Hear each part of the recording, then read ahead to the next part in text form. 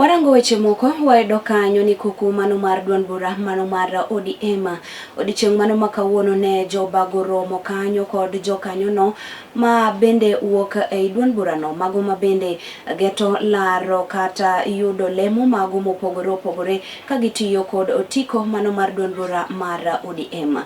Maket koda mane obagi kaunti mano ma Kisumu kae mana kaka ileronwa kod jafamo marwa Justa Zadoyo.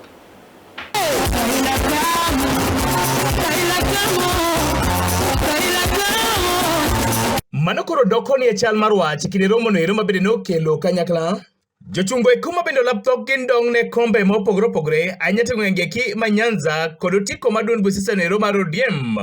Ogai maduond bura no ero migosi Romb Ginga koro ne okelo wigi kanyakla kendo ne gitwaka e nyando magweche go kuma opogore opogore anyate kaka inyalo tego duond busisa no ero mar ODM.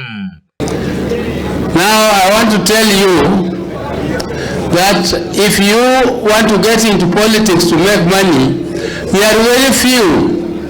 And I think somehow they are lucky because they get away of stealing somewhere. But if you want to serve straight, just serve your people and be faithful to that. If you are lucky to get something for yourself, that will be a plus. And we shall congratulate you for it, but don't grab. Ogai maduond busisa mar ODM ne ero migosi Romb Ginga koro nokwayo josiasa e gwenge kimanyanza ni kagie to giketh piny kod pesa magikuoyo koni kod kocha. Saying, why should somebody come and start buying support with money? If you are a true supporter of the people, your people should give you support without spending too much money. It is money which is spoiling the politics of this country.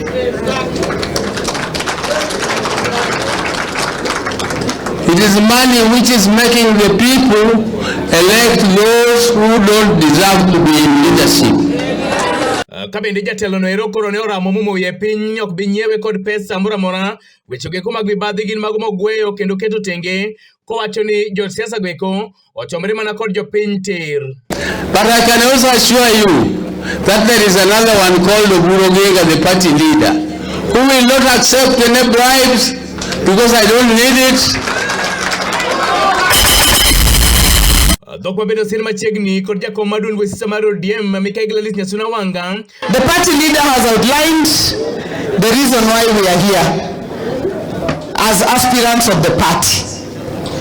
I know that the National Elections Coordinating Committee opened the portal so that we carry out registration for aspirants, and it will close at the end of June.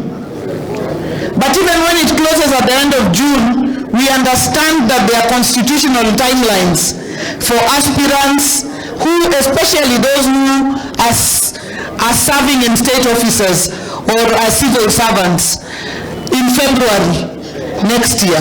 Wanga koro lero ni tich maduong' mabende jotelo go koro ntie go en tiyo kanyakla mar tweyo kendo riwo kanyakla duond busisa no ero mar ODM. Party remains steady, the party remains strong, the party remains one under Dr. Romb Ginga as our party leader. We had a movement called Linda Ground, and the movement was to consolidate our bases. But some people came, and instead of thinking about their own movement, they came to this Linda movement. And they called themselves Linda something else. Koro ginawa wenegi.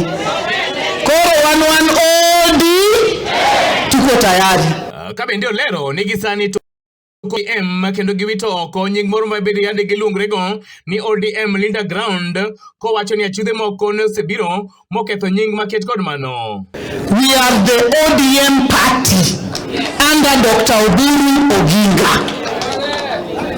Wawinjore kanyo maber. So when you do your poster, when you do your materials, it's ODM and the color is orange, so that we don't create any confusion in the process.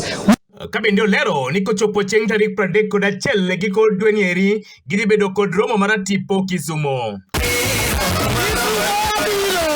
Weche geko mabende nowachi kendo notiel koda jodito mag duond buch siasa mar ODM e kinde mabende ne oromo bedie kod jogo eko mabende laro kombe mopogore opogore anyata ka gitiyo kod otiko mar chama achiel no mar ODM. Kwayo koro gol ne jokanyo kanyakla koda jogo eko mabende olap dhogi ndong' ne kombe go eko thuolo momigi kendo giriw oganda jokanyanam kinde duto. Ne Kala TV kowuok e Kisumu County and Justus Adoyo.